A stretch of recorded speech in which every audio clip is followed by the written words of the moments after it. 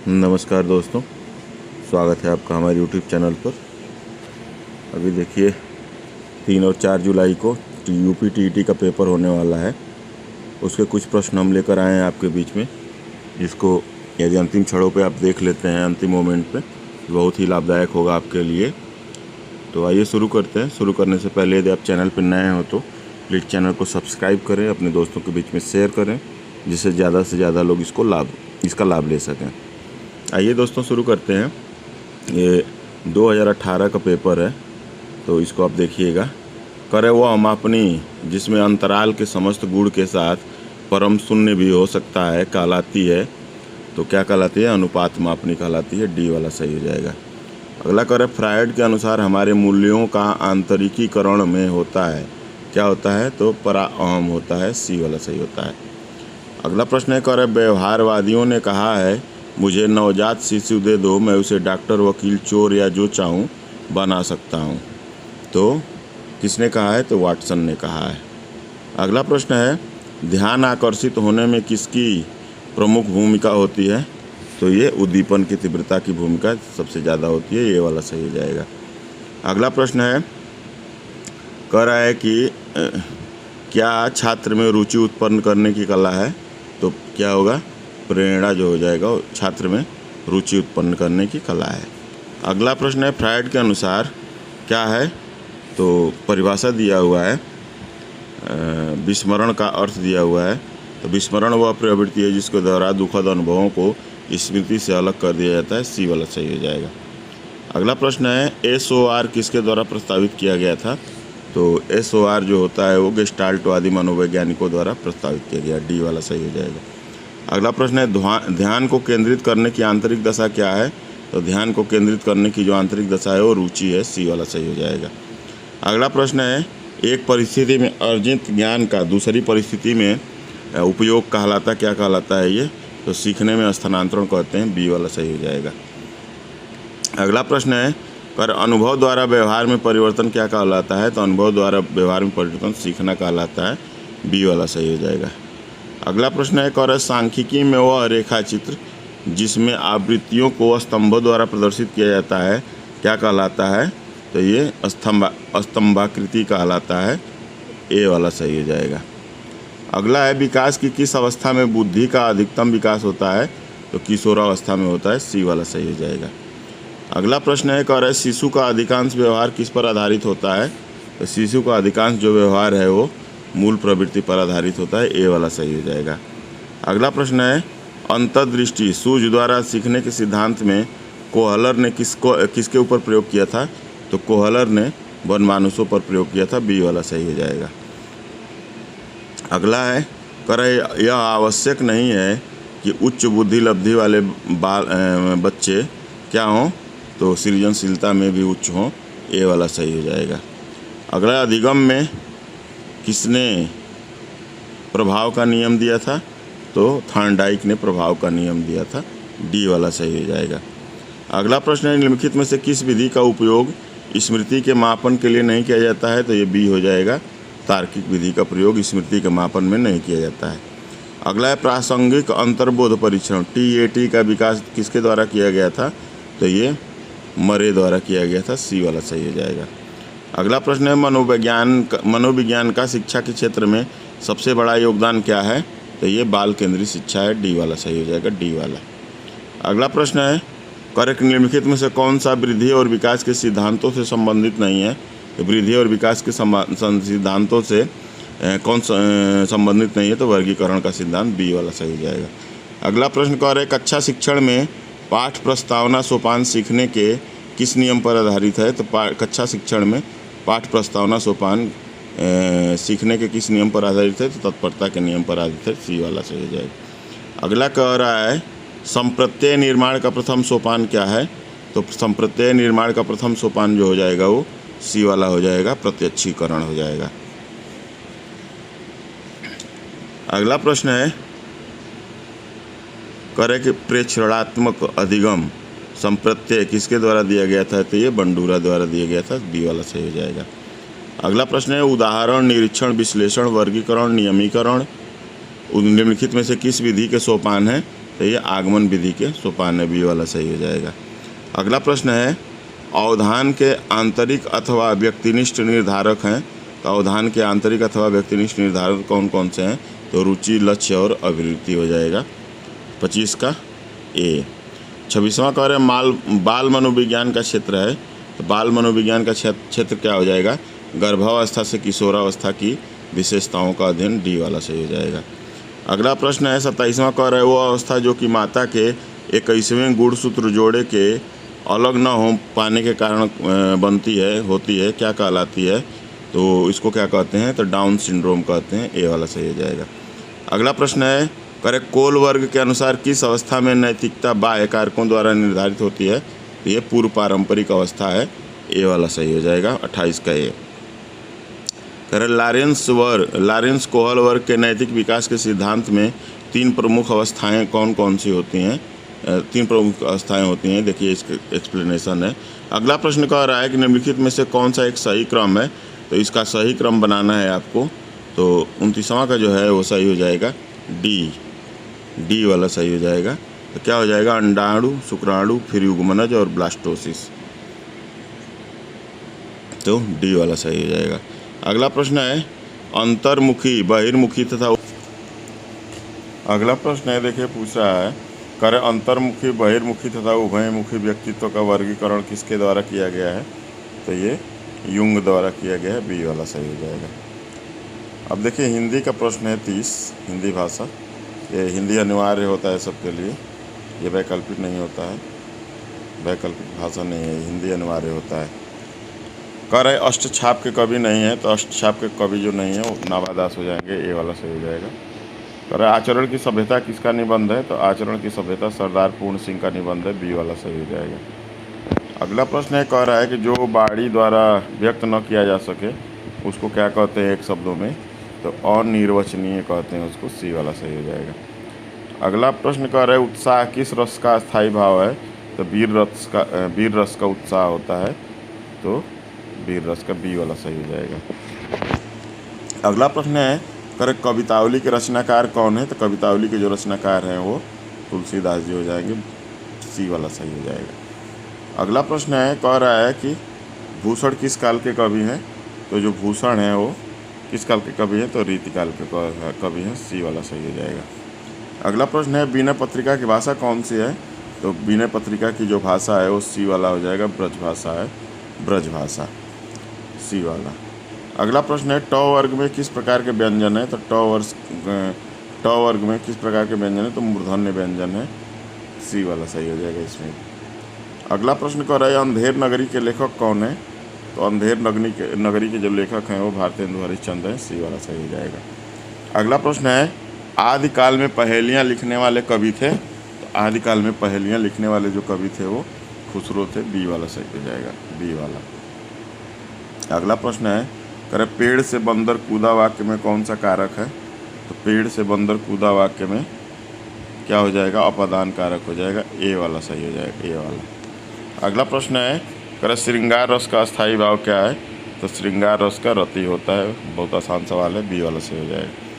अगला प्रश्न है कह रहा है कि निम्नलिखित में से तद्भव शब्द कौन सा है? तो तद्भव शब्द इसमें क्या हो जाएगा? मछली हो जाएगा।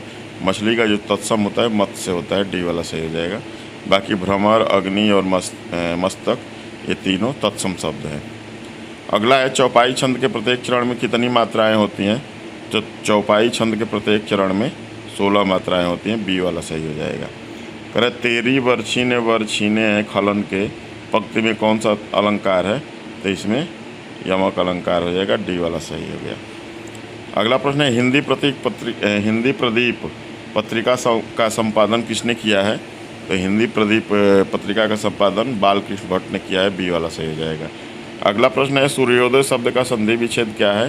तो सूर्यधन उदय सूर्योदय, बी वाला सही हो जाएगा। अगला प्रश्न है यथाशक्ति में कौन सा समास है? तो यथाशक्ति में कौन सा समास हो जाएगा? तो अव्ययी भाव समास हो जाएगा, 48 का ये। अगला प्रश्न है इनमें कौन सा शब्द तद्भव है? तो तद्भव कौन सा शब्द हो जाएगा? डी, भावरा जो है वो तद्भव है। अगला प्रश्न है मुदरी का तत्सम रूप क्या है? तो मुदरी का हो जाएगा मुद्रिका, मुदरी मतलब अंगूठी होता है, अगला प्रश्न है, निम्नलिखित में से कौन सा निबंध हजारी प्रसाद द्विवेदी का नहीं है? तो ये वृत्त और विकास हजारी प्रसाद द्विवेदी का नहीं है, बाकी सब हजारी प्रसाद द्विवेदी के। अगला प्रश्न है, करे परमाल रासो किसके द्वारा रचित है? तो परमाल रासो किसके द्वारा रचित हो जाएगा? जगनिक द्वारा, डी सही हो जाएगा। अगला प्रश्न है, दुल्हन गाँव मंगलचारी हम घर आए राजा राम, ये किसकी पंक्तियाँ हैं? तो ये कबीरदास की पंक्तियाँ हैं, बी वाला सही हो जाएगा। अगला प्रश्न है, मृगावती किसकी रचना है? तो मृगावती जो है वो कुतुबन की रचना है, सी वाला सही हो जाएगा।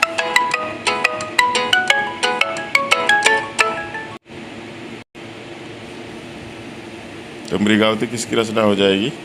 तो मृगावती जो रचना है वो कुतुबन की है, सी वाला। अगला प्रश्न है, निम्नलिखित में से शुद्ध वर्तनी वाला शब्द कौन सा है? तो शुद्ध वर्तनी वाला शब्द ए हो जाएगा, अंतर्राष्ट्रीय, अंतर्राष्ट्रीय, ए वाला सही हो जाएगा। अगला प्रश्न है, आगे कुआ पीछे खाई का अर्थ क्या होता है? तो दोनों ओर मुसीबत, सी वाला सही हो जाएगा।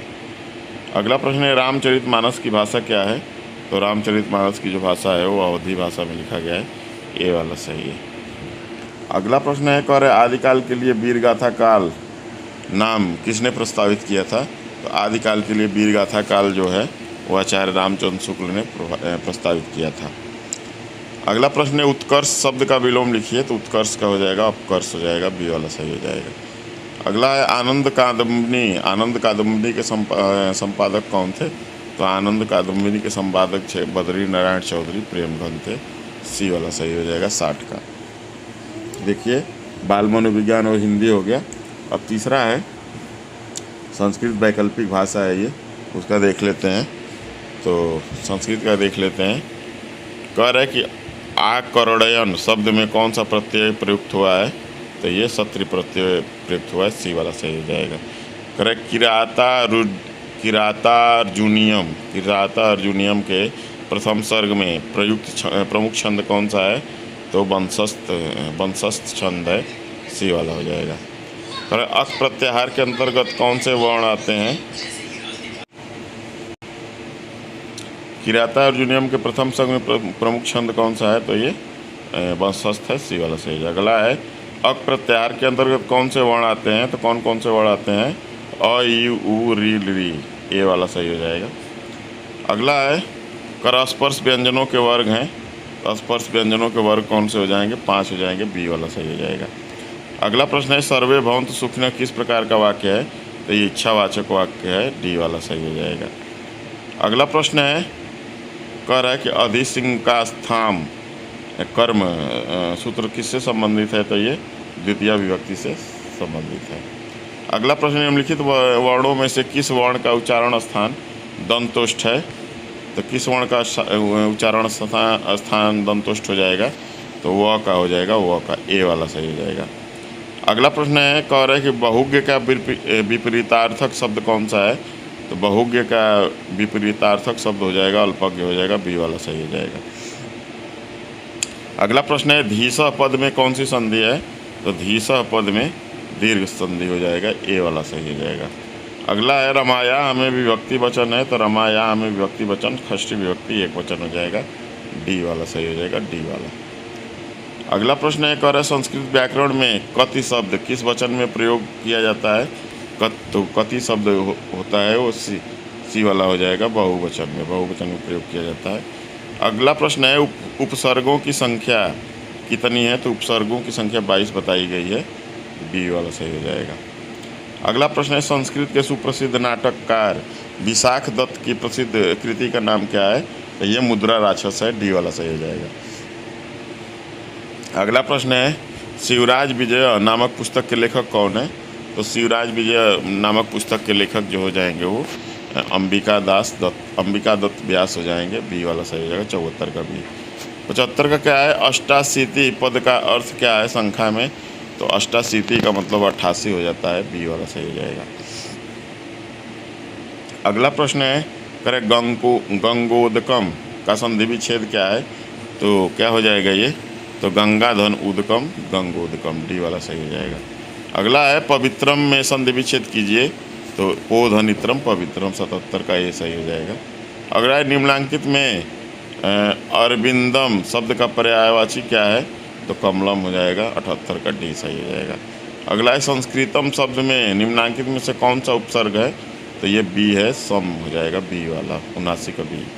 अगला प्रश्न है आदि में जुड़ने वाले तथा अर्थ परिवर्तित करने वाले शब्दांश को कहते हैं उपसर्ग कहते हैं, डी वाला सही हो जाएगा।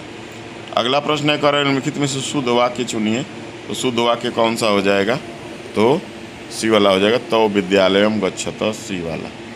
अगला प्रश्न है कृष्ण के दोनों ओर ग्वाले हैं कि संस्कृत क्या होगी, तो क्या हो जाएगा, बी वाला, कृष्णम उभयतः गोपा सन्ति, बी वाला। अगला है कह रहा है कि ग व्यंजन है, क्या है, तो ये स्पर्श व्यंजन है, सी वाला सही हो जाएगा। अगला प्रश्न है करे पुराणों की संख्या कितनी है, तो पुराणों की संख्या 18 है, ए वाला सही हो जाएगा। करे छात्र पढ़े हुए श्लोकों को कंठाग्र करेगा, यह व्यवहारगत परिवर्तन किस उद्देश्य का है, तो ये अभिरुचि का है, डी वाला सही हो जाएगा। अगला कह रहा है कि छात्रों को उच्चारण अभ्यास कराने हेतु सहायक सामग्री कौन सी है, तो टेप रिकॉर्डर है, डी वाला सही हो जाएगा। अगला प्रश्न है कर निम्नलिखित में से बाण भट्ट की कृति नहीं है, तो बाण भट्ट की कृति कौन सी नहीं हो जाएगी, तो ये डी वाला, 10 कुमार चरितम हो जाएगा, डी वाला। अगला प्रश्न है पहले उदाहरण प्रस्तुत किए जाए बाद में नियम या शिक्षण सूत्र क्या है, तो ये विशेष से सामान्य की ओर है, बी वाला सही हो जाएगा। 89वां प्रश्न है कर संस्कृत शिक्षण में प्रयोग किया जाने वाला दृश्य उपकरण है, तो क्या हो जाएगा, फ्लैश कार्ड हो जाएगा, सी वाला सही हो जाएगा। 90 प्रश्न है, अंतिम प्रश्न है संस्कृत का, कह रहा है कि संस्कृत का अध्यापक एक एक शब्द का अर्थ स्पष्ट करता है, किसमें करता है, तो व्याख्या विधि में करता है, 90 का बी सही हो जाएगा। अगला देखिए पर्यावरण शिक्षा से कुछ प्रश्न है, 30 प्रश्न है। अगर प्लेग क्या है, तो प्लेग एक जीवाणु जनित बीमारी है, सी वाला सही हो जाएगा। अगला है गैसीय अपशिष्ट क्या है, तो गैसीय अपशिष्ट है लकड़ी कोयला से जलने वाला जो धुआं है वो गैसीय अपशिष्ट हो जाएगा, डी वाला। अगला प्रश्न है निम्नलिखित में से कौन से पौधे दूर दूर तक प्रसारित होंगे, तो दूर दूर तक प्रसारित माने फैलने वाले जो पौधे हैं वो कौन से हो जाएंगे, तो सी वाला, फल के द्वारा जो प्रकीर्णन होता है वो हो जाए। अगला है कह रहा है कि जब एक जीव लाभ लेता है बगैर दूसरे सहवासी जीव को प्रभावित किए तो क्या कहलाता है, तो ये सहभोजी कहलाता है, बी वाला सही हो जाएगा। अगला प्रश्न है जब मोर सांप को खाता है, सांप कीड़ों को खाता है और कीड़े हरे पौधों को खाते हैं, तो मोर का पोषण तल क्या है, तो मोर का पोषण तल खाद्य पिरामिड के शीर्ष पर हो जाएगा, डी वाला सही हो जाएगा। अगला प्रश्न है कह रहा है निम्नलिखित में से कौन सा कायांतरित शैल का उदाहरण है, तो सी हो जाएगा, संगमरमर, सी वाला। अगला प्रश्न है करम महासागरों में निम्नलिखित में से कौन सा लवण सर्वाधिक मात्रा में पाया जाता है, तो कौन सा लवण पाया जाता है ये, तो सोडियम क्लोराइड, डी वाला सही हो जाएगा, डी वाला। अगला प्रश्न है करे राज्यसभा में होने वाली सभाओं की अध्यक्षता कौन करता है, मोस्ट इंपॉर्टेंट सवाल है ये, उपराष्ट्रपति हो जाएगा, ए वाला सही हो जाएगा, उपराष्ट्रपति, वाइस प्रेसिडेंट। अगला प्रश्न है कि निम्नलिखित में से किस मिट्टी का विस्तार भारत के सर्वाधिक क्षेत्र पर है, तो ये जलोढ़ मिट्टी का हो जाएगा, बी वाला सही हो जाएगा। अगला प्रश्न है जो शाकाहारी जंतु भोजन के लिए हरे पेड़ पौधों पर निर्भर रहते हैं वो क्या कहलाते हैं, तो ये प्रथम चरण के उपभोक्ता कहलाते हैं, ए वाला सही हो जाएगा। अगला प्रश्न है करे पर्यावरण शिक्षा में समस्या समाधान विधि का गुण है, तो पर्यावरण शिक्षा में समस्या समाधान विधि का गुण क्या है, तो ये लक्ष्य केंद्रित विधि, सृजनात्मक विधि और चयनात्मक विधि और उपयुक्त सभी, तो डी वाला सही हो जाएगा, उपयुक्त सभी। अगला प्रश्न कह रहा है कि प्रेक्षण विधि की सीमाएं हैं, तो प्रेक्षण विधि की क्या सीमाएं हैं, उपयुक्त सभी हो जाएगा, डी वाला। अगला प्रश्न है इकोसिस्टम की सही परिभाषा क्या है, तो जीव समुदाय और उसके वातावरण का संतुलित तंत्र क्या लाता है, वो इकोसिस्टम कहलाता है, डी वाला सही हो जाएगा। अगला प्रश्न है करें मानव विकास के क्रम में 2 पैरों पर चलने का सबसे बड़ा लाभ है, तो क्या हो जाएगा, तो ये हाथ स्वतंत्र रूप से मस्तिष्क के आगे अनुसार कार्य कर सकते हैं, सी वाला सही हो जाएगा। अगला करें भूकंप की तीव्रता नापने के यंत्र को क्या कहते हैं, तो ये सिस्मोग्राफ कहते हैं, बी वाला सही हो जाएगा। अगला प्रश्न करें सूर्य से निकटतम ग्रह कौन सा है, तो सूर्य से निकटतम ग्रह जो हो जाएगा वो बुध हो जाएगा, डी वाला सही है। अगला प्रश्न है गिर राष्ट्रीय पार्क किस राज्य में स्थित है, तो ये बी वाला सही हो जाएगा, गुजरात में। अगला प्रश्न कह रहा है कि निरीक्षण विधि की विशेषता नहीं है, तो निरीक्षण विधि की क्या विशेषता नहीं है, तो सी वाला सही हो जाएगा। यह एक बाल केंद्रित शिक्षा होती है, तो ये सी वाला सही हो जाएगा। अगला प्रश्न कह रहा है कि निम्नलिखित वाहनी ईंधनों में से किसको आजकल पर्यावरण श्रेयी माना जाता है, तो ये संपीड़ित प्राकृतिक गैस को, यानी कंप्रेस्ड नेचुरल गैस सीएनजी हो जाएगा, तो ये डी वाला सही हो जाएगा।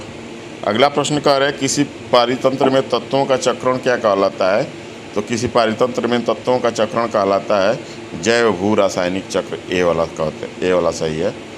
अगला प्रश्न है चिपको आंदोलन के प्रणेता कौन है, तो चिपको आंदोलन के जो प्रणेता है वो सुंदरलाल बहुगुणा है, बी वाला सही हो जाएगा।